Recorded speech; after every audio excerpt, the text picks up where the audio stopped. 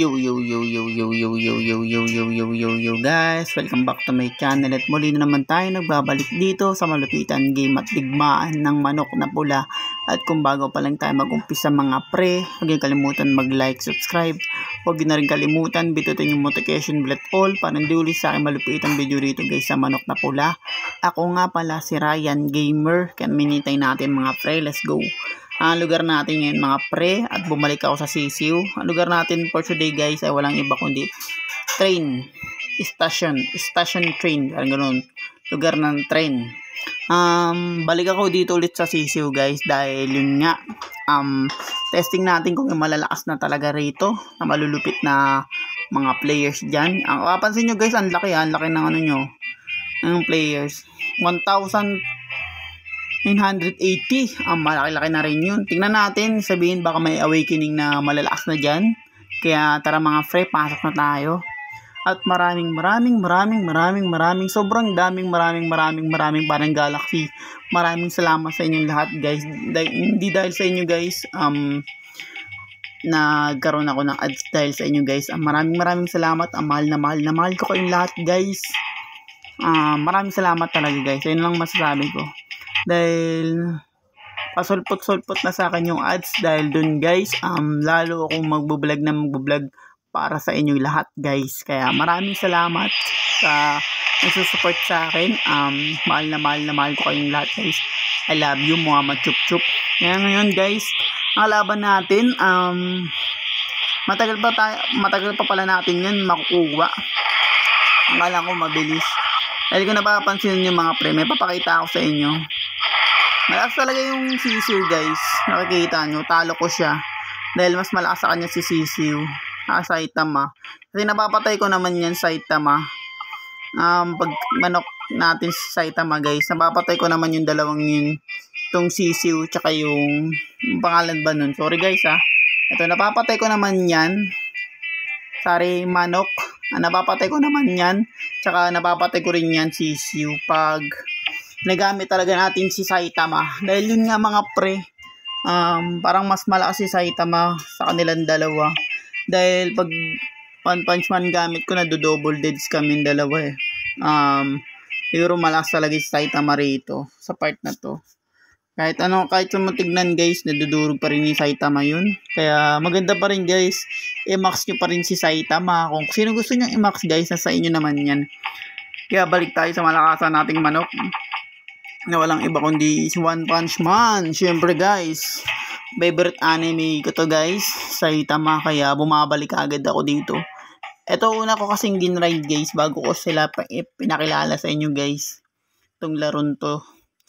Dito ako una nagpalakas. Yan nga, nandito na tayo sa estasyon ng tren. At malakas din naman yung kalaban natin. Kaso nga lang Saitama talaga. Solid talaga itong mga pre kahit saan mo tignan Diga mo, nagkukwit sila. Dahil yun nga, natatalo sila pag One Punch Man gamit natin. Dahil yun nga, hindi ko pa napalagan. At yun nga, iulit natin ulit mga pre pag ganun na nagkukwit sila. Dahil ayoko kasi ng ganun talaga mga pre. Kaya testing ulit natin si Saitama. Dahil ito ang pinaka-solid dito yan siya uli.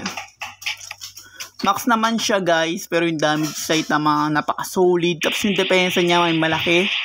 Pero testing natin guys kung grabe kasi dumamage sa Saitama Kapartner niya lang din naman yung mga pre, yung sisiw. Dahil yung buhay, tingnan nyo, 27,000. Kaparehas lang. Masama dun guys, pag nabindot mo yung green, depensa yun. May kasamang critical damage. Yun ang matindi dun guys. Nabintot ko yung green. Di ako nagbibiro mga par. Kung kita nyo naman. Pinakadulo. Sabihin automatic na magigreen kagad yun. Yun nga.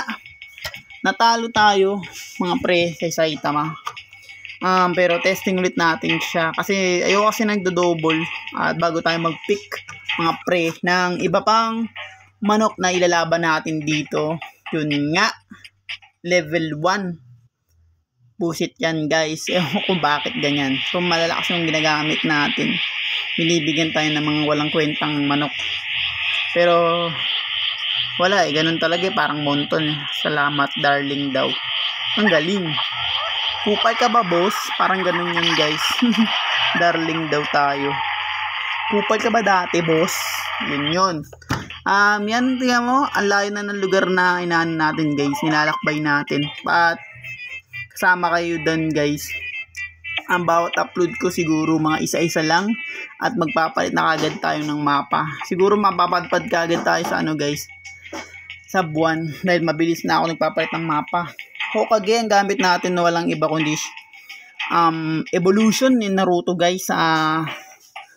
Nag-training kay Jiraiya. Kung anime lover ka, alam mo yun. Comment down below mga pre. Ayan. Ibang bansa kalaban natin guys, dahil hindi ko maintindihan yung pangalan niya, parang Tae pangalan niya. Mahal kita, pero yun nga yung mga pangalan. Ewan ko guys kung ginugoogle lang yun baka ginugoogle din yan. Kaya ko rin naman gawin yun guys, ginugoogle yung pangalan, translate yung pangalan mo sa ibang salita. Kaya madali lang yun guys, pero siguro Pilipino siguro yun.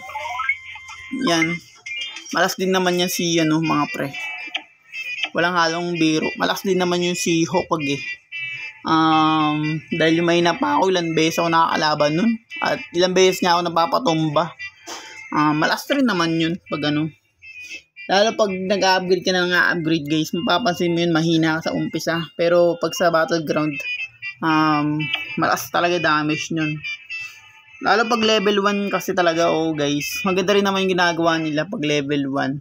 Pupunta ka agad sila dito. Kaso nga lang, iba naman kasi dito guys, hindi mahina.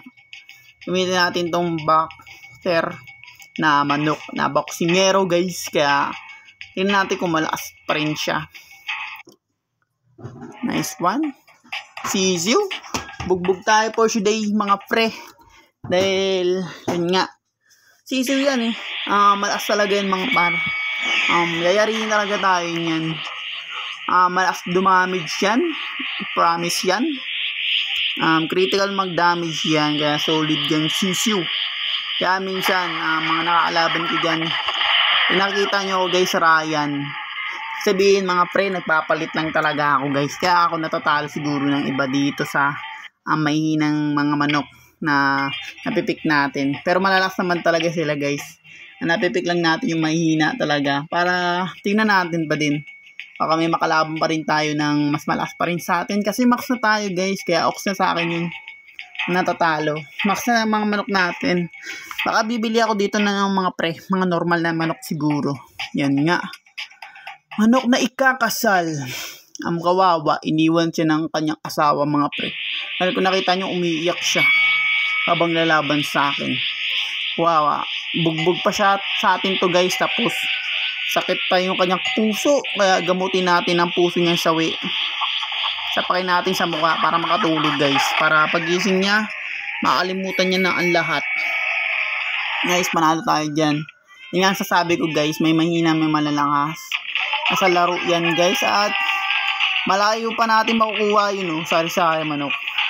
Level 315 pa lang tayo dito guys, pero yung manok na sari-sari guys, kailangan muna nating maka 1,000 bago natin siya makuha ng free. At tingnan natin kung malakas din to, dahil yung kikita nyo naman guys, yung lakas din niya yung sisiu. Kaya siguro mabubuksan ko muna yan mga pre bago natin mabura to. Ako kumakore kung buburahin ko to baka hindi ko na maburahin to, dahil maganda rin naman to. Gamitin natin for today guys ay si Pain, kalaban ni Naruto. Saktong-sakto, katulad lang sila ng part na episode na yun Same mode ng Naruto siya kasi Pain yan. Parehas kaming Pain. Kaso nga lang mga pre, mas malakas ako sa kanya dahil max na ako Siya ay level 5 pa lang. Kaya shoutout sa mga natatalo ko dyan. Shoutout sa inyong lahat guys. I love you mga pre. Mama chup chup. Nice, lakas ko daw. Pero pwede rin naman niya magpalakas guys. Free naman dito, free ads. Yung sa kanila lang nila, paano nila lalaroin mga par. Yung laro dito na manok na kwek-kwek, ay manok na pula. Sorry guys, manok na pula pala. At yun nga guys, malapit na tayo matapos na naman. At kung bago pa tayo matapos dito sa malupitan game na manok na pula mga pre, huwag nyo kalimutan mag-like, subscribe. Huwag na rin kalimutan, bitutin yung notification bell at all para hindi ulit sa akin malupit na video dito guys. Kinakits tayo sa malulupit na lugar dito at iba pang manok na bibilin natin. Maraming salamat sa mga nanonood sa akin dahil dyan. Sumusulpot na yung ads sa akin at maraming salamat sa inyo, di dahil sa inyo guys. Mahal na mahal ko kayo and peace out.